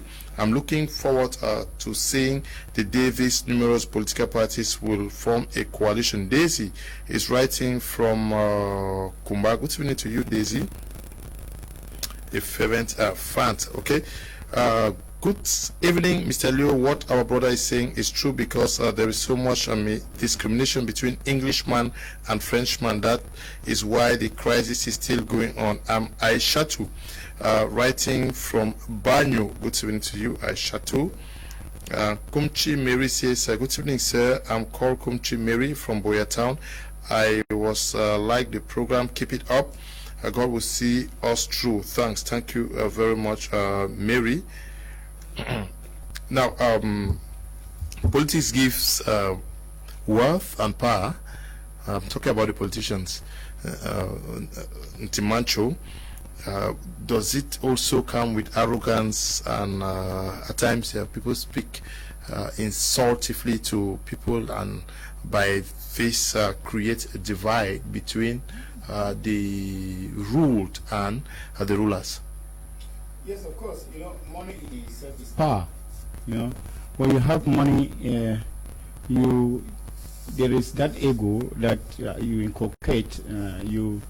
Because very few people who are rich are humble people, and therefore there's what we call the parvenus, and those parvenus usually come through politics. You know, when you have not worked for anything, you have money that you didn't work for because you have done some shady deals. Politicians have sent you to do shady deals, and tomorrow you've changed political field and you are somewhere up there looking at other people down. There's that tendency to begin to feel that, okay, I am better off than other people. This is now in that kind of a politics way, people are sent to not to serve but to be served. And that is where the problem is, because if we understand that politics in itself is service, then people will not be proud, or you will not raise up your elbows when you are at that political level. Now, let me tend to also remind people that politics is not about fighting. And there is something that doesn't go well in Cameroon, because you think that because you are a politician and you have some militants, you think you can give some orders. Like we witnessed it during the last presidential elections, where there is a political party that even announced, you know, the results of the election before it was even counted. What kind of a politics is that? Now, when you do that kind of a thing, what respect do you want from people? I mean, it is not done anywhere in the world. That, I mean, elections being conducted now, before it is 6 p.m., we have already got the result from the whole national territory, and you are already announcing. And then again, controversially, you refuse to go for another election. So, when in that case now, well, how do you want people to judge you? They don't want people to judge you by the fact that you have become an activist and want to take power by a coup d'etat, because politics, in effect, the power of politics is in the ballot box. And when you don't do that, you know that you are aiming for something else, and then you begin to become suspicious. Now, I want to quote the way politics is played in other countries. I remind you that in 2004, John Kelly was the presidential candidate for the Democrats in the United States of America, and he lost to George Bush. The next day, when the elections were announced and George Bush won, John Kelly took the phone and called George Bush and congratulated him. And this is what he said to the Americans. Whether they are the Democrats that win or the Republicans that win, we all get up the next morning as Americans. This was very, very significant, and it touched the whole world. I think that is the way politics should be played. It is not a politics of I must, and if I don't let it go. And that is how it is being played in Africa and in Cameroon in particular. If it is not me, it's nobody else. And that is not what we want to actually encourage. So coming back to your question about the pride that go, because people don't think that losing it's also a good thing to lose. You know, there's beauty in politics. You know, if you don't understand that beauty in politics, you always play politics like a tyrant. Politics is being played by gentlemen, those who are able to accept defeat at any time. Politics is like football. You play to win, and the day you don't win, you go remove your own jersey and give to your opponent and say, man, you did a great job. You will play better than we played, but you played better than me. And that is how politics is supposed to be played. Not those who come up, spring like mushrooms, and then tomorrow you find them on TV platforms. They are already, because they have found themselves on a certain level. And this is what happens. Opposition parties, they take their family members, because I used to, most of these parties in Cameroon, they are Njangi houses. They are not even political parties. You know, they are Njangi houses. You get there, you get their relationship, you get people from their village, and you put up there. Now they begin to lord it over other people, and they think that they have already reached somewhere. We are denouncing that. You know, it is good to understand that there's this level playing in politics, and that is why Cameroons are not be able to have a coalition of the opposition party, because each person wants to be at the top. They have had it about 2-3 times. They come together, and the argument is always, who is going to be the presidential candidate? If it is not me, then I'm going out of it. That has happened so many times with the SDF, with the CRM. With CDU, they are in the same soup. Or either some political parties, they get in and they act like traitors. You know, all this because they are looking for what? They are looking for food. You know, they say the mouth that eats doesn't talk. And once you are given the little that you have, you close your mouth. And therefore we think that politics should be humility. Because politics is likened to humility. If you go preach to the people and the people don't buy your idea, and then you get humble and you promise them to come the next time, because don't think that this time around is the last time that I have to do and it should be do or die. No, politicians know that there is always a chance. Remember in the DRC Congo, the father played the politics for a long time, and who actually came over now to take over power? It is the son.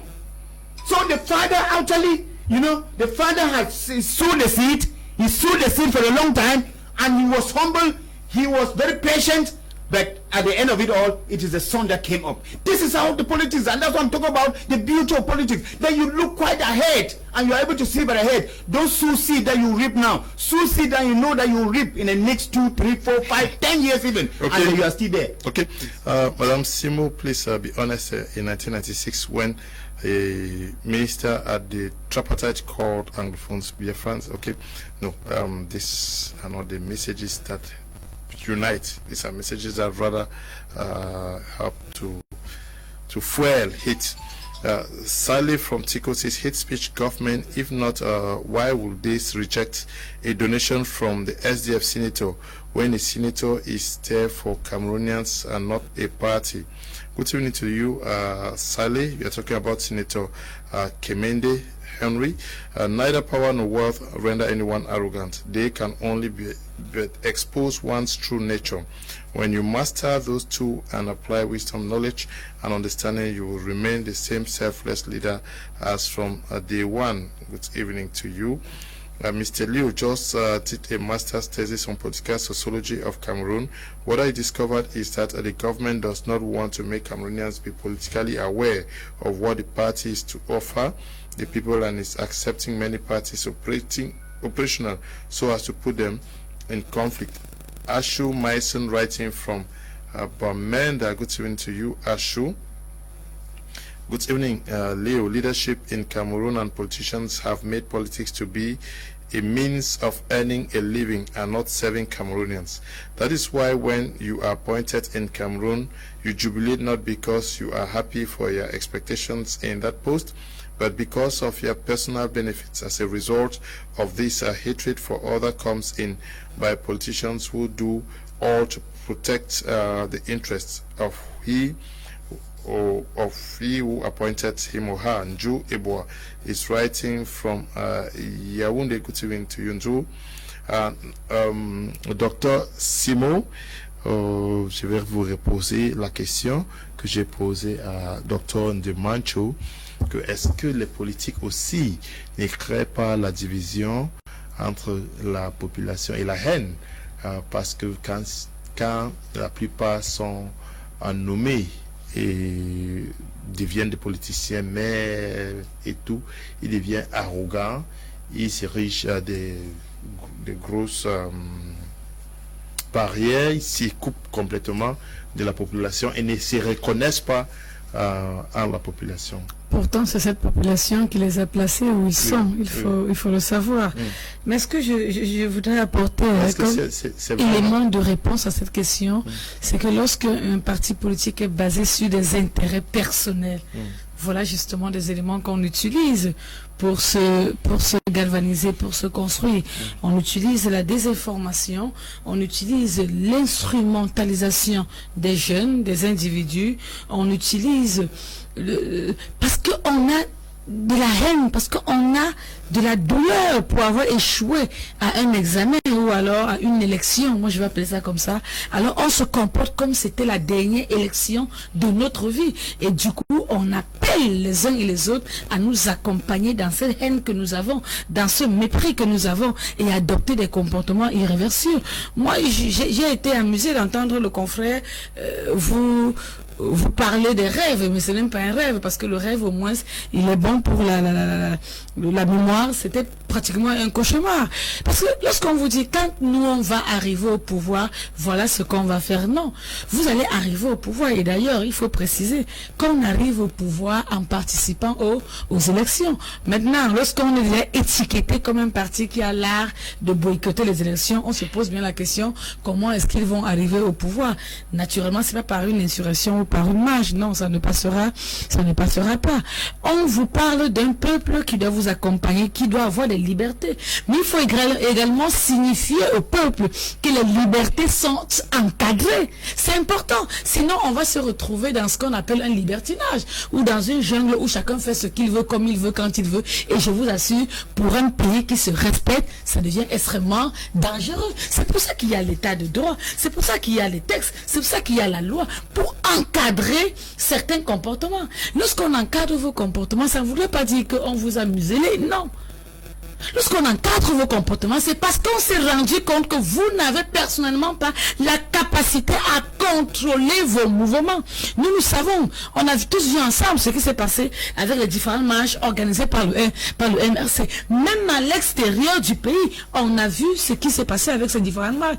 À un moment, les écarts de comportement, les écarts de conduite, ou même les organisateurs n'avaient plus la capacité de contrôler les brebis qu'ils avaient mis sur le marché. Donc à un moment, lorsqu'on vous interdit certaines actions, c'est pas parce que on veut simplement vous museler, mais c'est parce qu'on s'est rendu compte une fois que vous n'avez personnellement pas le contrôle sur vos individus ou la capacité de contrôler vos mouvements, comme vous l'aviez si bien dit. Voilà un élément qui peut expliquer, n'est-ce pas, le refus de certaines actions, mais qui ne voudrait pas dire que vous êtes muselé, vous êtes embrigadé dans votre propre territoire. L'autre élément, lorsqu'on vous parle d'un libertinage total, non, on ne peut pas fonctionner de cette manière-là. Je dis bien, aucune société ne peut fonctionner de cette manière. C'est pour ça que je parle de cauchemar. Même dans votre propre maison. Mais est-ce que vous répondez à ma question? Je réponds à votre question. Vous êtes plutôt en train de répondre à l'SGP. Et c'est la même chose qu'il a fait quand je lui pose la question. Non, malheureusement, peut-être vous ne m'avez pas suivi à l'entame. Vous ne m'avez peut-être pas suivi à l'entame, mais je vais vous répéter. J'ai dit, généralement, c'est des éléments que certains partis politiques utilisent pour leur fin personnelle. Le tribalisme ou la division, lorsqu'ils n'ont plus rien à gagner, lorsque l'intérêt majeur n'est pas le peuple, alors ils utilisent ce tribalisme-là pour se faire, pour avancer ou alors pour obtenir ce dont ils ont besoin. Ça, j'ai répondu à cette question et je prenais justement des éléments liés à certaines situations que nous vivons pour étayer les réponses que j'essayais de vous donner. Okay. I'll go over to you, Dr. Tata. Doctor, politicians, some of them get corrupt, they embezzle, they create hate and divide the society because many people no longer see them as their representatives. For example, we have MPs where people expect them to deliver, and many other politicians who are given assignments maybe by the head of state or the people who give them mandates, and they end up engaging in favoritism for their children and corrupting, embezzling the little resources that are supposed to assist, alleviate the conditions of the people. Are these not all factors that actually accentuate the hate and divide in our society? Yes, thank you very much, Bradio. Corruption, of course, it's one of those things that is eating up Cameroon to its very roots. I must say, you see, every society, the leaders in every society have to be conscious in whatever they are building, whatever type of society they are building, because as a matter of fact, it doesn't come to anybody as news that Cameroon is sinking if we don't all stand up and see what we can do. Corruption is drowning the boat or the ship called Cameroon. So look at the quantum of money that is getting missing under the pretext of corruption in Cameroon. Like I indicated much earlier, we are not only expected to account for our attitude towards each other, but we are also expected to account for the financial responsibilities that we are given as leaders, or as officers that are meant to serve the people. You see, it is unfortunate that Cameroon is one of those countries where civil servants are richer than business people. You would ask yourself, how is that possible when in most countries around the world, business people are expected to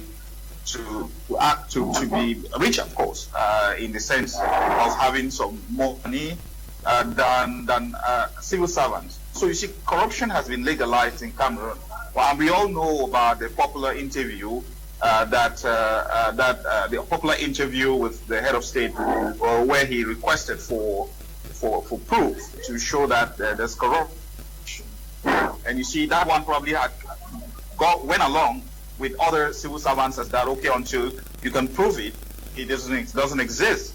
So you see, some of those things like that go to make, because the frustration in the system, you see, when young people graduate from high school, from university, and they don't have jobs, and all they hear on TV and radio is the number of millions that one person has embezzled or the other, it brings some level of frustration. And what that does is that it widens the gap between the leaders and the population, because the population begin to feel that the leaders are there just to represent themselves.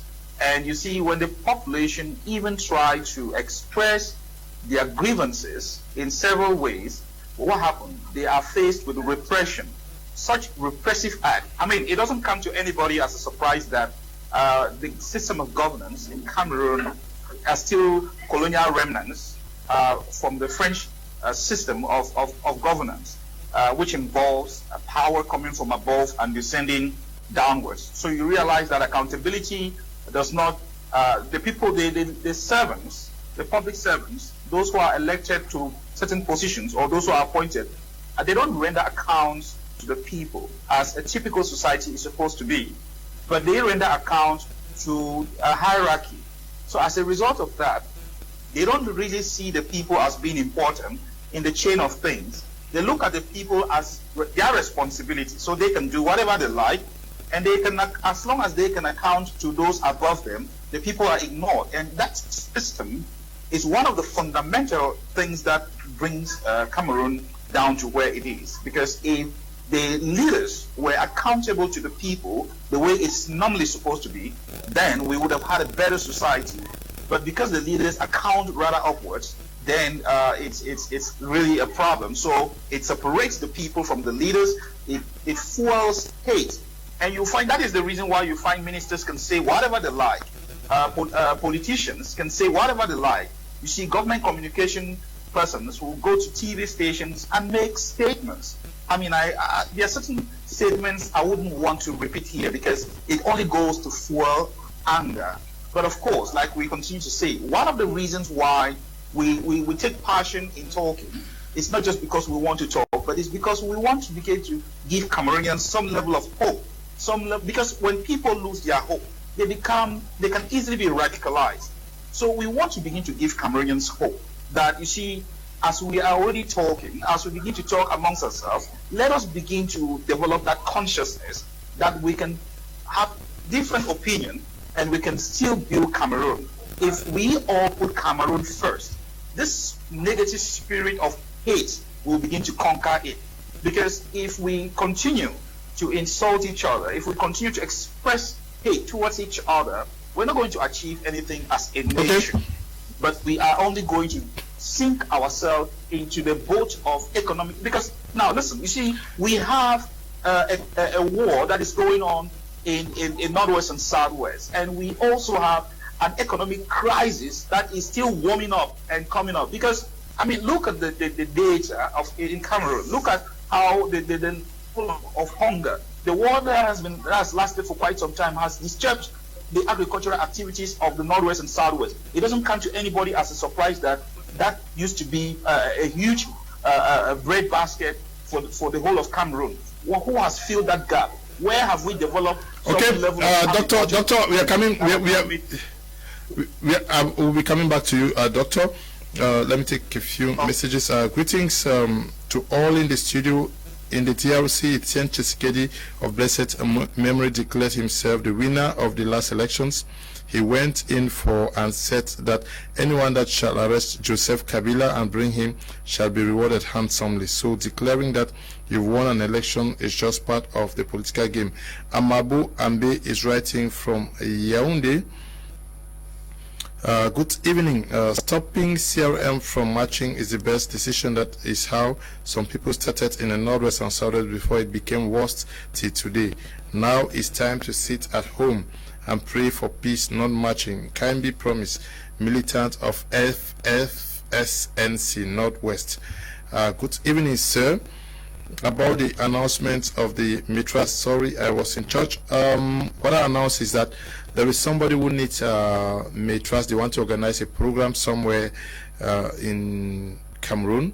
They need at least 500 Mitras. This place, if you have them to hire them out, get to me after the program. If you know somebody who has them, just get to me after the program. I will link you up to the persons, okay?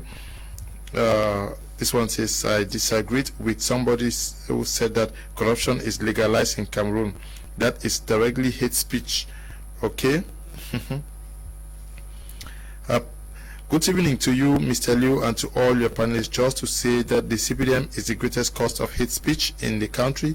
How do you, for example, comprehend the fact that in Yaoundé, protest march program by the CRM is banned on the protest of COVID-19, and almost at the same time that organized by the CPDM to show support for their president is allowed at this time? COVID-19 isn't an issue. How will persons from these two camps flow in discussions without tempers flaring? Patrick is writing from Bomenda. Good evening to you all in the studio. Mr. Leo, this your program today is very tough one. Mr. Leo, the politicians must always have scratch and division because it's an open. How you expect Boko Haram and the military to become friends when there are both enemies? How do you expect the Amber Boys to become friends with the military when they are both enemies? So that is how politicians are. Kapo is writing from Yaoundé. And to stop this mess, we should also stop keeping people in one office for so long. I am from Victory, writing from Douala. Good night. Good evening, my dear people. I think politicians are the cause of this crisis because they only think but about themselves. In another way, they fail to listen to those who speak about the interests of the people. For instance, Weber spoke in the parliament and they failed to listen, and now what he said is now happening. He said in his words that when injustice becomes law, resistance becomes the duty and the right. Now it is happening. Bless is writing from Boya.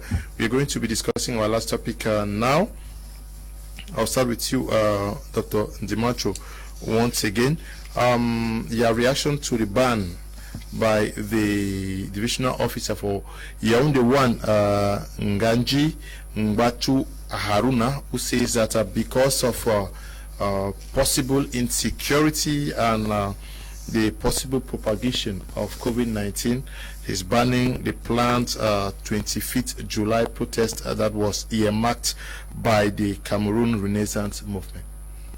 Well, I think that reason is too lackadaisical. Okay. It is not really a reason to give people.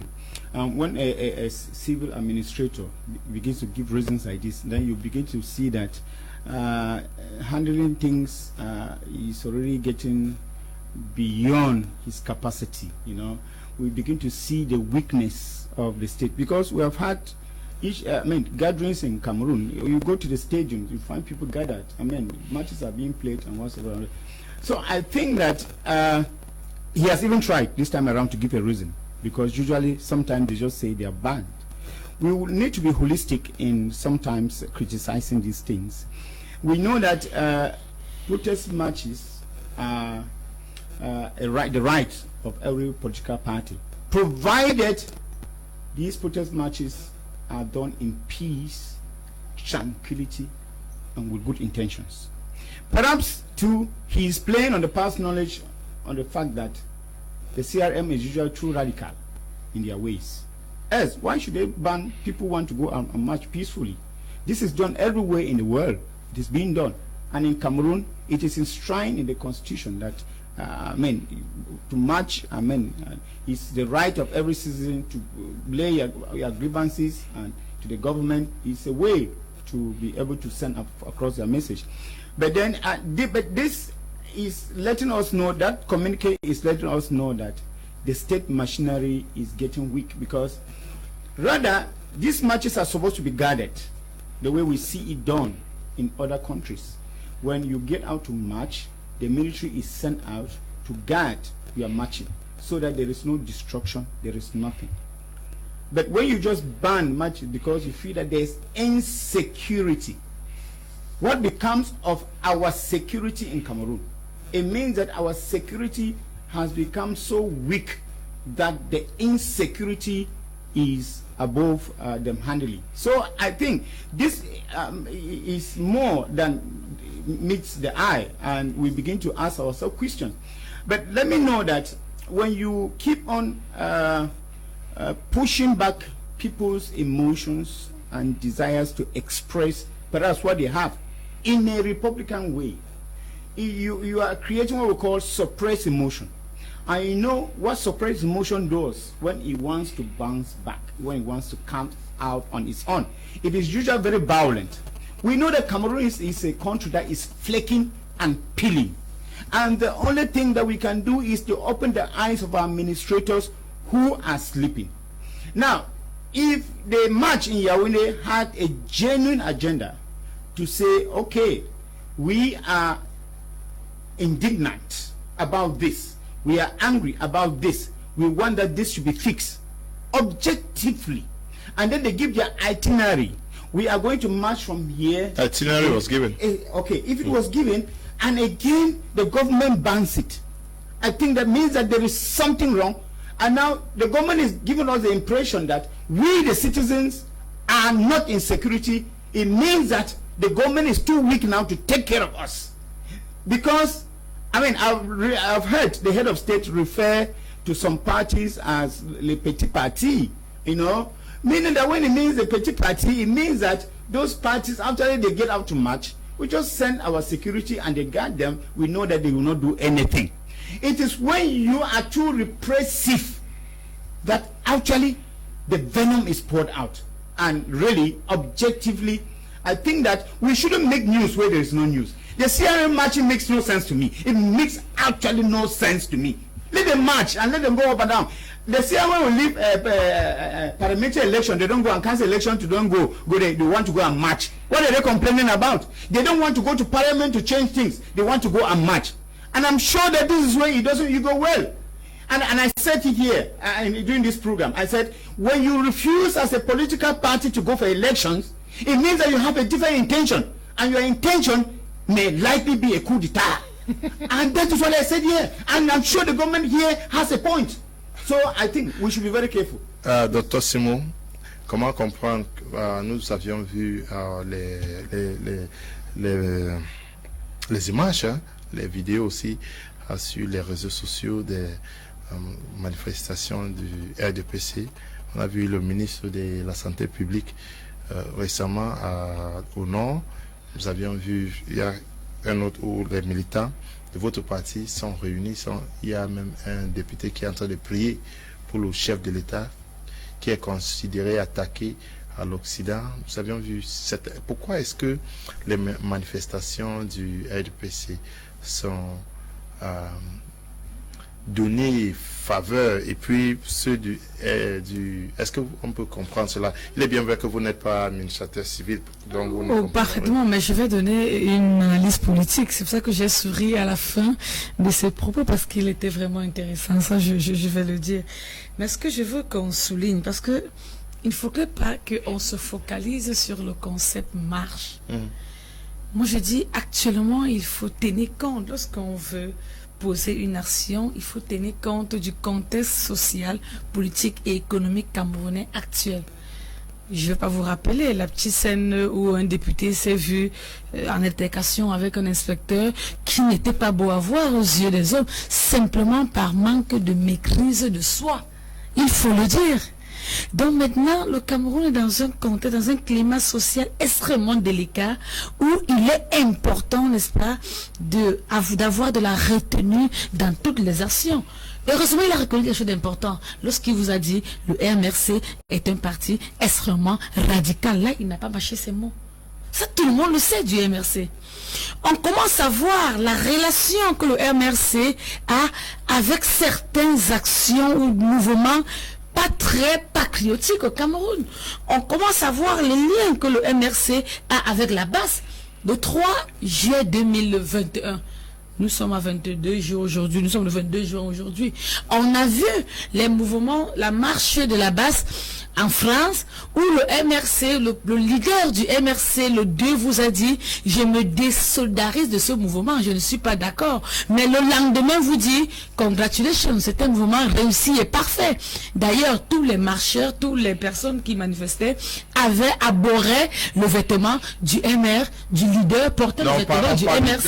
Non, je vais arriver pour... Non, permettez que je termine l'argumentaire. C'est pour vous dire pourquoi est-ce qu'on est arrivé à dire, atteindre à l'ordre public et vous voulez surestimer.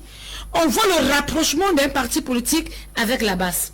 On voit le rapprochement d'un parti politique avec l'Amazonie. Ça, il faut le dire. Et ce même 3, on a vu le drapeau qui défilait ce jour-là. Vous ne pouvez pas passer ces images-là et vous comporter comme si rien ne s'est produit. Donc c'est important. Du coup, on se dit, si un parti politique collabore avec ce genre d'individus, il faudrait qu'on fasse attention. Ça, c'était la diaspora, non? Je vous ai dit le 3 juin. À moi, ce que j'ai vu seul. Le 3 juin, quels sont les vêtements que ces personnes abhorraient? Mais ça, je crois que c'était des tricots verts inscrits dessus Maurice Kamto. Mais c'est le MRC. Tout le monde le sait. C'est le MRC qui demande, c'est pas Kamto qui demande maintenant. Non. Ça veut donc dire qu'il y a un lien entre le MRC et la base. Le même 3 juillet, quel est le drapeau qui flottait sur le plateau? La diaspora soutenait M. Kamto, mais c'est le MRC qui demande la marche. Oui, maintenant, M. Kamto, qui est-il par rapport au MRC? Vous voulez qu'on soit clair là-dessus? Qui est M. Kamto par rapport au MRC? C'est le président du MRC, est-ce que je sache? Ça veut dire qu'on ne peut pas le désolidariser des actions de la base, à la diaspora. Là, c'est une évidence. On ne peut pas. Il s'est toujours montré réfractaire à ces mouvements, mais il a fini par l'avouer. La preuve, toutes les manifestations qui sont liées à ces mouvements, il les encourage. D'ailleurs, la marche même du 25 juillet est simplement due au fait que celle du 17 a avorté et du 3 ont échoué. Et maintenant, les Camerounais veulent marquer leur solidarité avec les Camerounais de la diaspora et leur dit, on va marcher ici. Maintenant, ils vous prennent l'hypothèse selon laquelle le ministre de la Communication a dit, s'il y a des revendications ou des marches, ça se fait sur le territoire. Mais c'est dommage. Mais lorsqu'on commence à comprendre une proximité dangereuse d'un parti politique qui a été dûment signé et accordé par le gouvernement du Cameroun avec des associations mitigées et douteuses, il faudrait bien s'en interroger. Et naturellement, prendre un recul en arrière et se poser des bonnes questions. Parce que derrière ce mouvement, rassurez-vous, il y a un agenda caché.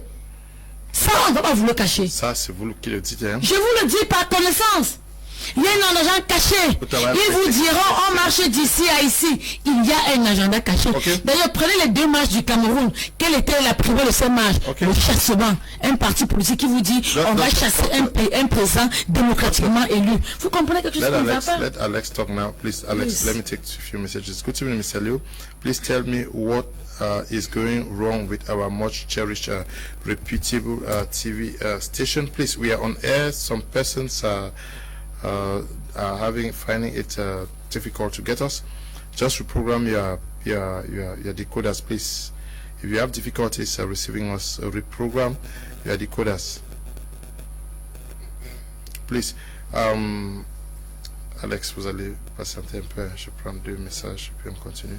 Good evening, Mr. Liu. Our politicians are divided and rule politicians and procrastinators. Kmer is writing from Gembo. Okay, it was the ruling party that organized this protest. They would allow it and even bribe people to come out. Okay, yeah, that's our question. Mr. Liu, good evening to you all in the studio. I really like your program. I'm blessed, writing from Douala. Good evening to you, blessed.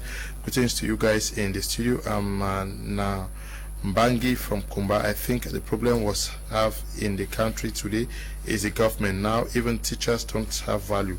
A teacher disciplines a child, the parents will insult him. Even if you report arrogance to a policeman, nothing will happen. Okay. Success, writing from Kirby, says, good evening, Mr. Liu and the panelists. This hate speech is really dividing this country. That is how I went to a police post here in Kirby to do my lost document. The man in charge was from a particular region. When he saw my names, he said, monography them, so I don't really know where we are going to. Okay, Success, writing from Kirby. Good evening to you. Stephen Mambo, writing from Boya, says, Africans and Cameroonians in particular are quick to complain about racism in Europe, but we breed tribalism back in our countries. Hate speech and division in Cameroon is a direct consequence of the policies put in place by the ruling CPDM party. However, hate speech in Cameroon is seen in every region in Cameroon and mostly in MRC party and CPDM party. The only solution is good governance. Good governance will put people who can competent in positions and not tribes brothers. Okay, Stephen Mwambo, good evening to you and to the family out there in somewhere in Sosoliso in Boya. Greetings to all of you watching us from Sosoliso in that's in Moliko, that's Pakwata out there. Alex, oui. Vous êtes vraiment triste, hein? Non, pas du tout. Vous voyez, non, vous êtes content qu'on a parlé pas du tout. Je vais vous dire quelque chose. Tout à l'heure, on a parlé de la violence langagière des partis politiques. Vous avez dit sur le RDPC, et on met la cité tout de suite à cette violence langagière. C'est-à-dire que la démonstration de Mme Simo, vous avez vu la violence qu'elle a pris, ce débat, et qu'elle est entrée sur MRC, et elle parle d'état de droit. Mais elle ne veut pas respecter les règles d'état de droit. Je tiens à lui rappeler qu'elle dit le MRC, c'est la base. Et elle a dit sur ce plateau, il y a une décision de la justice française qui a été rendue et qui a condamné la base de la case d'ambassade du Cameroun. En aucun moment, le MRC a été cité. Mais quelqu'un vous parle de droit et est incapable de respecter une décision de justice. Voilà dans quoi est-ce que le RDPC nous amène. Voilà, c'est-à-dire on n'est pas état de droit, mais il y a une décision de justice. S'il vous plaît, vous me laissez, Madame Simon, permettez-moi. Donc, la base a fait un premier acte Ils ont une justice est sortie, alors comme le MRC a été incriminé, mais elle donne sur le MRC. Et elle prend un argument fallacieux de vous dire que les gens le gouvernement de Camto, alors c'est le MRC. Non, madame, permettez-moi, docteur, sans courtois, avec le docteur Kamer après tout, éduquer les Camerounais, la courtoisie. Ah, vous savez subitement. Non, Vas-y, monsieur Nguepi. Je vous en prie. Je comprends que la page change de camp, c'est normal. Donc il faudrait qu'on soit clair dessus. Alors, si un Camerounais porte le rôle de Camto et du MRC, voilà ce qu'elle nous dit. Donc si il y a un vol quelque part, quelqu'un a porté l'habit du RDPC, il est du RDPC. Un bandit, il est du RDPC. Voilà ce qu'elle voulait nous dire. Donc le fait d'aborder le rôle d'un homme pour être une partie politique, alors qu'elle sait, on parle de loi, que la seule chose qui régit une personnalité militante d'un parti, c'est la carte de militantisme. Encore là, est-ce que le parti a autorisé ces militants à y aller? Non. Et même s'il arrivait qu'un militant se retrouve dans une manifestation, il agit en tant que citoyen, en tant qu'individu. Et son agissement ne regarde en rien le parti politique. Mais comme nous sommes dans des informations, nous sommes dans la violence langagère qu'on vient d'expliquer sur ce plateau.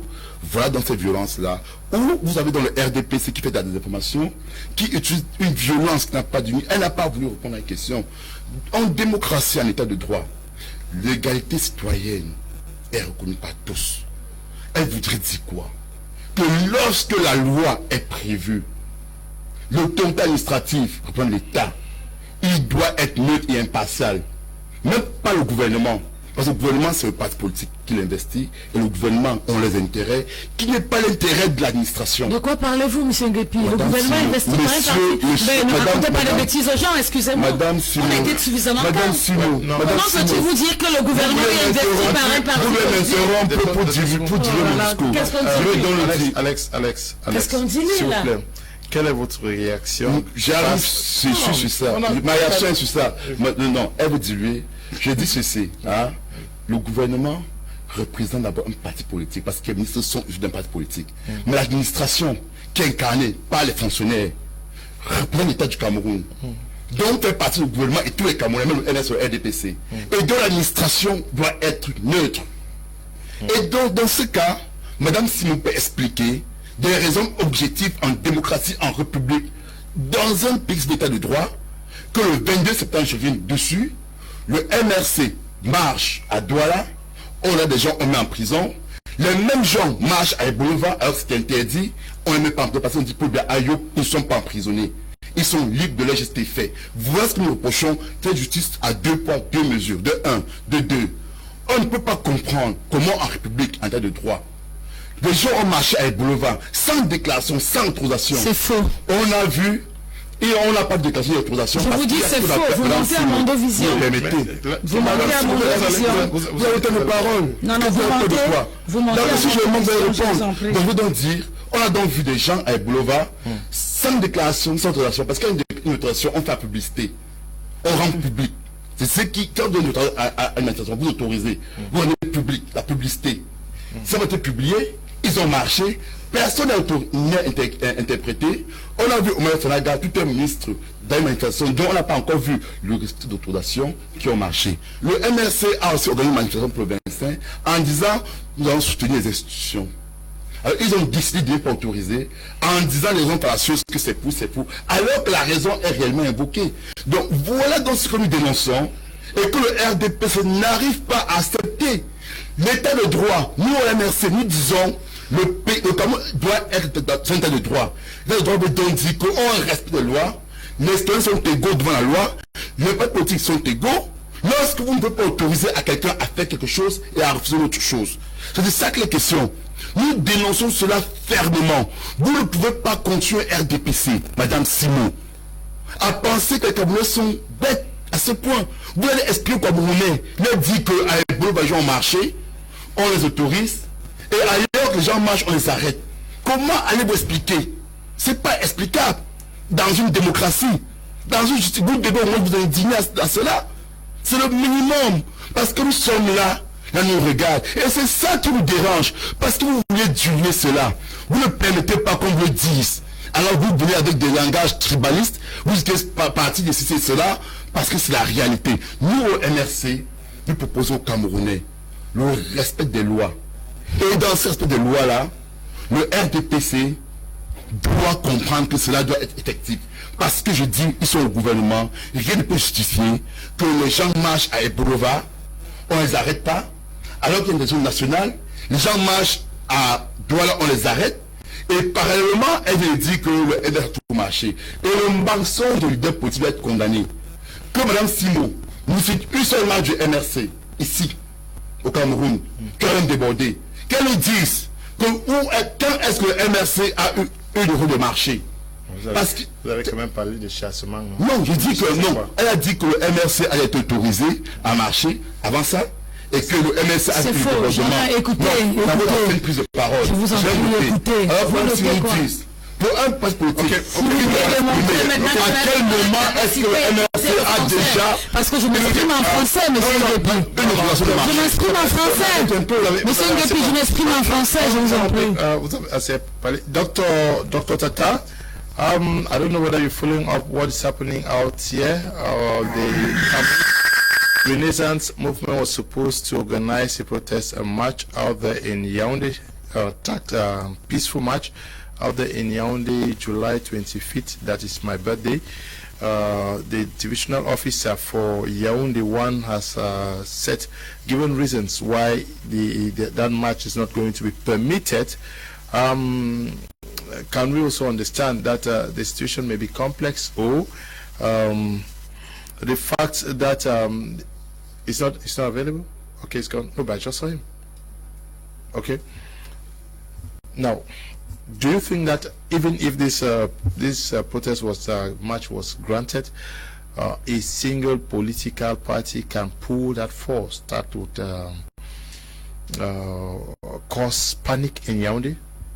Well, I think that if it was granted, I think it will play a double role. The first thing is that at least it will open the eyes of people and remind people about what they are decrying. And it is also an important thing to let people know, to remind people, to remind the government about what they are supposed to do that they have not done. It is important. On the second note, I don't think that given the past experiences that if the CRM were granted an authorization to march today, many people will come out. Why? Because the CRM has lost grip of the base of the militants, starting from the point when they refused to go for elections. Yeah, but when Kamto was in Douala, you saw the people that came out there. Well, the people that came out, don't mind about the people who come out. How many of them have voting cards? That is what you should look at. When you find people who gather, I mean, we saw during campaigns, when Joshua Osi and the rest were coming out, you saw a lot of people, you see them who feel. But when they came to elections, how many votes did they have? And that is why in politics, it's good to study politics and understand the politics. So, because some of these things, the people, they play to the gallery, you know, they just want to be there and give an impression that something is happening. And meanwhile, those who actually come clamoring for you and clapping for you are those who do not even vote for you tomorrow. Perhaps because they do not have the possibility to vote, or they are just blindfolding you. So I think the CRM is losing some grip, and it is high time they come back to restructure. I don't know whether issues of rallies, I don't know how the CML actually holds its own assemblies, but I think that they should be much more preoccupied by the issues of the base of their militants than going out to march. We have had a lot of dissident members, important members of the CRM, who have abandoned the party, who have absconded, you know, and left them into their, the president and some few members to their fate. And I think that it is important to look at that. When you find members going out and leaving the party, know that there is something, and top members for that matter, know that there is utterly something wrong. And therefore, if they were allowed to march today, you see, Cameroonians have understood that politicians in Cameroon are not trustworthy people. That is one of the facts that we have to understand. And that it is useless going to risk your life. Cameroonians are hungry. They need food to eat. I don't think that we Cameroonians will come out to the street and begin to do this march. They rather be looking for what their family. We are going to schools reopening is very soon, and we Cameroonians are thinking about how to send their children to school. I don't think that they'll be wasting their time to go and march. But the fact that the government is giving it a lot of importance it is now opening people's eyes and minds, and it's giving an impression that actually something is supposed to happen and that the government is afraid of something. So, but in a nutshell, the CRM has lost grip of the masses and of its militants, and I think that they should rebuild the party. This was a party that I admired as a political observer. I admired this party until I realized that even the person who is at the helm of the party perhaps is not really, is more or less of a dictator than the dictator that is criticizing. So I think people, Cameroonians, are wise today, and they know exactly what to go for. They know that they have other preoccupations. They know that they have food to put on their table. They know that they have to live better lives. And I don't think that they want to have the true a match in the street. The banning of protests of the CRM is a clear proof of no democracy in Cameroon. How do you attest to the fact that in 1990 the government accepted democracy but held it back when government forces killed 6 persons during the launching of the SDF ASHU? Okay, good evening to you. Good evening, Mr. Liu, and your members. I love this channel because you always choose very good topics to debate it upon. This when some of watchers know the true Cameroonians who love this country and are speaking the truth about facts on the ground. Bar Stanley writing from Kumba. Hello, Mr. Liu. I enjoy the program. The images are not the best this time around and not an issue of reprogramming the decoder. Ernest is writing from Mutengene. Ernest, you may have to call me tomorrow. I will send you the number of a technician to call to get your issues in Mutengene fixed. People are talking, but images are freezed. Okay. Good evening, Mr. Liu. Please open the Momo lines for us to start sending your birthday wishes. Alex is writing from Boya. The number on your screen, please. If you have a birthday wish for me, just send. I'll gladly receive it. Thank you in advance, Alex from Boya.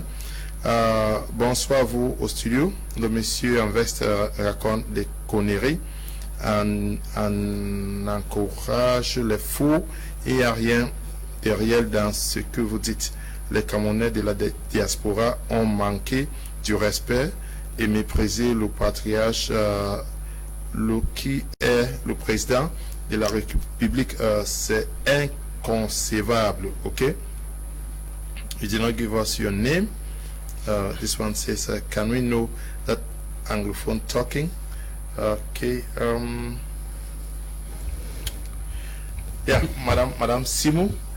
Mais est-ce qu'il n'est pas aussi désirable de voir d'autres formations politiques faire des manifestations, parce que c'est aussi ça le jeu politique, non? Oui, c'est important. D'ailleurs, selon la Constitution, la manifestation est autorisée. Ça, il faut le dire. Il ne faudrait pas écouter, n'est-ce pas, le cauchemar que des gens veulent bien vous faire croire sur ce plateau. Je crois que le Cameroun a plus de 260 partis politiques.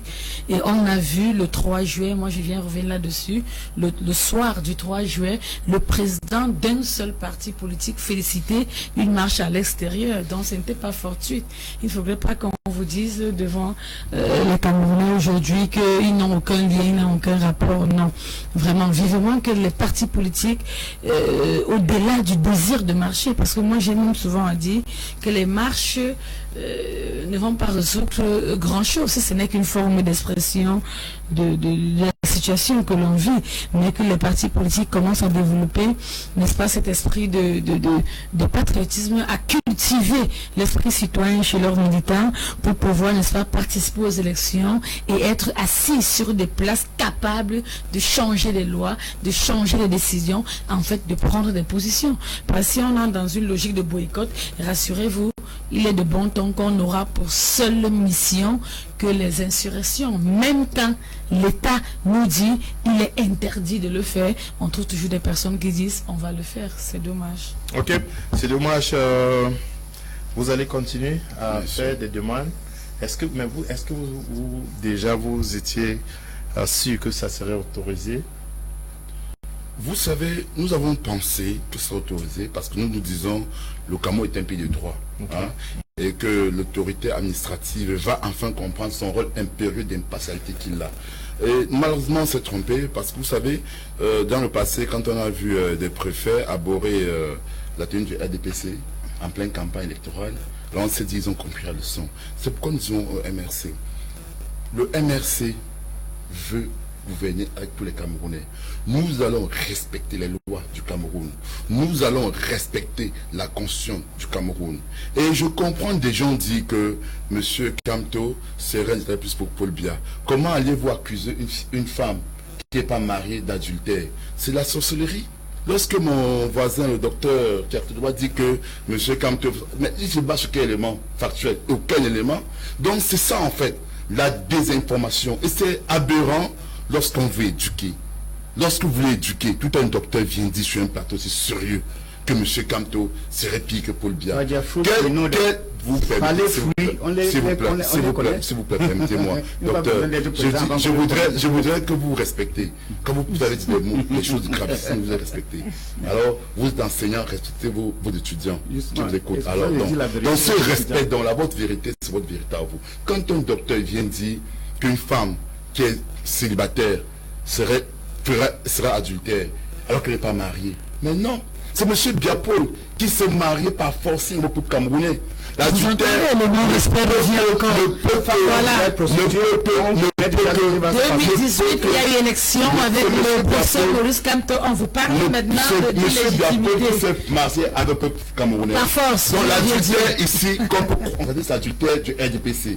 L'adultère, c'est quoi? C'est que M. Biapol n'arrive pas à rester la loi du Cameroun. M. Biapol viole la loi du Cameroun. M. Biapol ne respecte pas la constitution camerounaise parce que la marche est un droit constitutionnel. Voilà ce qui est constaté. Et si il faudrait une déclaration. Madame Simon, vous savez.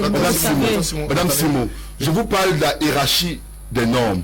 Dans la constitution, la marche est un droit reconnu. L'autorité administrative peut interdire, mais ne doit pas interdire à chaque fois. Malheureusement, l'exception est devenue l'exception qui est l'interdiction est devenue la règle de l'interdiction, c'est-à-dire automatiquement l'interdit des marches. Continuez à faire les marches. Non, de ce côté, je ne suis pas en mesure de vous dire si le MRC fera une marche ou pas. Cela appartient au directoire du MRC. Mais je dis, vous l'aviez fait le 17. Je dis, ce que nous demandons, le 22 septembre, ce que nous demandons, si le 22 septembre, le gouvernement camerounais ou l'État camerounais estime que le MRC a vu la loi, puis la marche a été interdite sur tout le territoire camerounais.